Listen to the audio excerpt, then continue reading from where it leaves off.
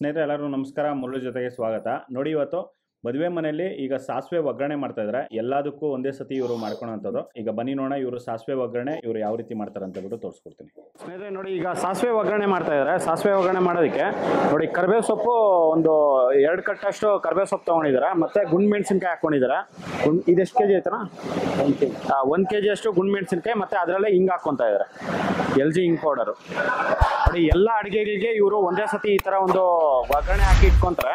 ಒಗ್ಗರಣೆ ಹಾಕಿ ಇಟ್ಕೊಳೋದ್ರಿಂದ ಸ್ವಲ್ಪ ಈಸಿ ಆಗುತ್ತೆ. ಎಲ್ಲ ಅಡುಗೆ ಆದಮೇಲೆ ಇದನ್ನು ತೊಗೊಂಡು ಹಾಕ್ಕೊತಾರೆ. ನೋಡಿ, ಇದರಲ್ಲಿ ಈಗ ಎಣ್ಣೆ ಹಾಕ್ಕೊಂಡು ನೋಡಿ ಇಷ್ಟೊಂದು ಎಣ್ಣೆ ಹಾಕ್ಕೊಂಡಿದ್ದಾರೆ. ಒಂದು 4 ರಿಂದ 5 ಲೀಟರ್ ಅಷ್ಟು ಎಣ್ಣೆ ಹಾಕ್ಕೊಂಡು ಅದರಲ್ಲಿ ಸಾಸಿವೆ ಹಾಕ್ಕೊಂಡಿದ್ದಾರೆ. ಬರೀ ಸಾಸಿವೆ ಅಷ್ಟೇ ಅಲ್ಲ? Okay okay. ನೋಡಿ, ಬರೀ ಸಾಸಿವೆ ಹಾಕ್ಕೊಂಡು ಇದನ್ನ ಈಗ ಸೌಂಡ್ ಬರೋವರೆಗೂ ಈಗ ಚಿಟಪಟ ಅನ್ನೋವರೆಗೂ ಇದನ್ನ ಫ್ರೈ ಮಾಡ್ಕೊತಾರೆ.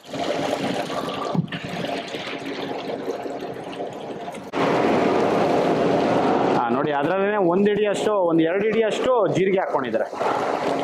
ನೋಡಿ, ಜೀರಿಗೆ ಹಾಕಿದ್ದು ಜಸ್ಟ್ ಒಂದು 5 ಸೆಕೆಂಡ್ಸ್ಗೆಲ್ಲ ಇದನ್ನ ಹಾಕ್ಕೊಂಡಿದ್ದಾರೆ. ನೋಡಿ, ಮದುವೆ ಮನೆಗಳಲ್ಲಿ ಈ ಥರ ಒಂದು ಒಗ್ಗರಣೆ ಹಾಕುವಂಥದ್ದು.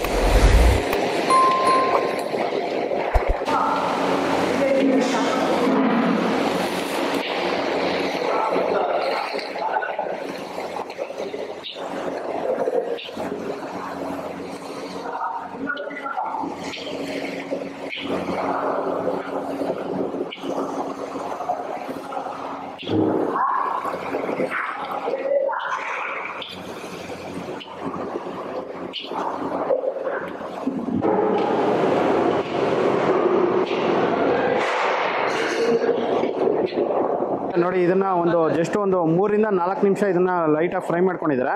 ಫ್ರೈ ಮಾಡ್ಕೊಂಡಿದ ನಂತರ ಇದನ್ನ ತೆಗೆದಿದ್ದಾರೆ. ನೋಡಿ, ಇಷ್ಟು ಮಾತ್ರ ಇದನ್ನ ಫ್ರೈ ಮಾಡ್ಕೋಬೇಕಾಗುತ್ತೆ.